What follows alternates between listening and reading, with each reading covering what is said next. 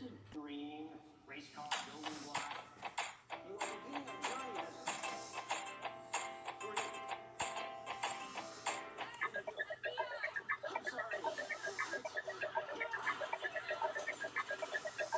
stand your ground law, sometimes called line in the sand, or no duty to retreat law, is a justification in a criminal case, whereby defendants can stand their ground and use force without retreating, in order to protect and defend themselves or others against threats or perceived threats. An example is where there is no duty to retreat from any place where they have a lawful right to be, and that they may use any level of force if they reasonably believe the threat rises to the level of being an imminent and immediate threat of serious bodily harm or death. One case describes the stand your ground law. A person has a right to expect absolute safety in a place they have a right to be, and may use deadly force to repel an unlawful intruder. Justification using stand your ground laws may be limited in that the justification cannot be used in some cases where defendant was engaged in other illegal conduct at the time, when was engaged in illegal activities, and not entitled to benefit from provisions of the stand your ground law. This Castle doctrine gives immunity from liability to individuals, that is, there is no duty to retreat when an intruder enters their home. Of these, 22 jurisdictions have also extended the immunity to other locations, some extending it to anywhere where a person may legally be. Other restrictions may still exist, however. For example, a person carrying a firearm or other weapon in public, whether concealed or openly, must do so in a legal manner.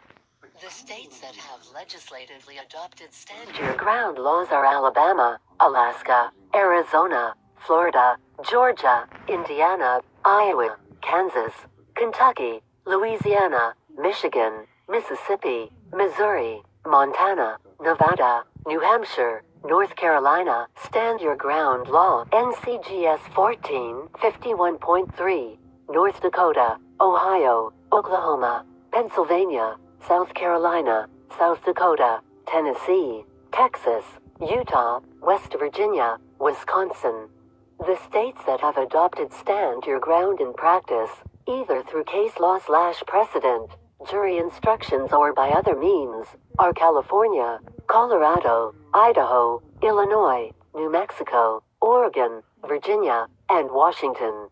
For example, Michigan's Stand Your Ground Law, MCL 780.972, provides that an individual who has not or is not engaged in the commission of a crime at the time he or she uses deadly force may use deadly force against another individual anywhere he or she has the legal right to be, with no duty to retreat if he individual honestly and reasonably believes that the use of deadly force is necessary to prevent the imminent death, great bodily harm, or sexual assault of himself or another individual.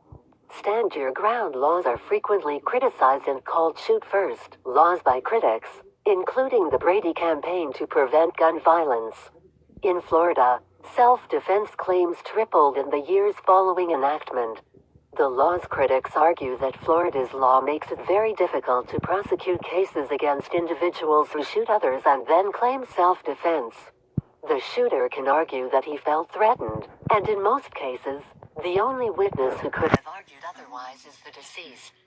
Before passage of the law, Miami Police Chief John F. Timoney called the law unnecessary and dangerous, and that whether it's trick-or-treaters or kids playing in the yard of someone who doesn't want them there, or some drunk guy stumbling into the wrong house, you're encouraging people to possibly use deadly physical force where it shouldn't be used. In Florida, a task force examining the law heard testimony that the law is confusing. Those testifying to the task force include Buddy Jacobs, a lawyer representing the Florida Prosecuting Attorneys Association. Jacobs recommended the law's repeal, feeling that modifying the law would not fix its problems. Florida Governor Rick Scott plans his own investigation into the law.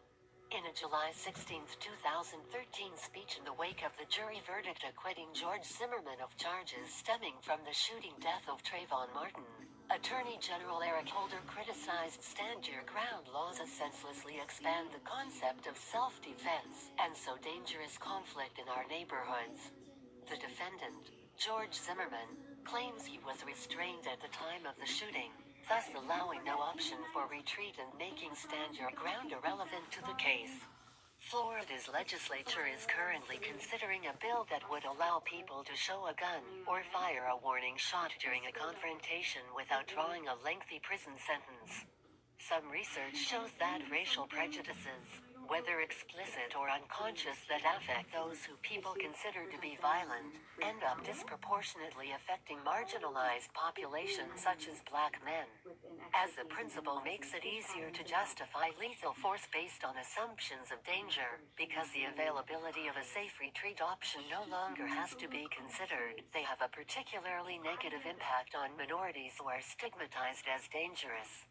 Research into how race affects outcomes of stand your ground cases has resulted in mixed answers, with some sources claiming significant racial disparity, while others find no bias. A Texas A&M study found that when whites use the stand your ground defense against black attackers, they are more successful than when blacks use the defense against white attackers.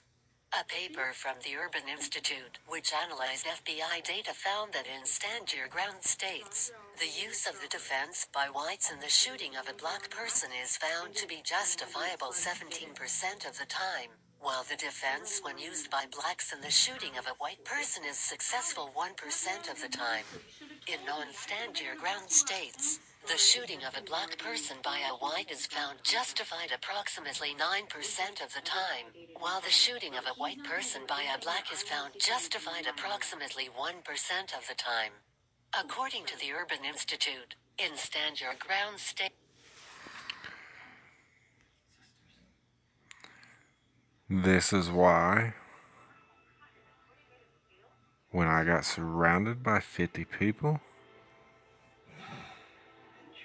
I walked free.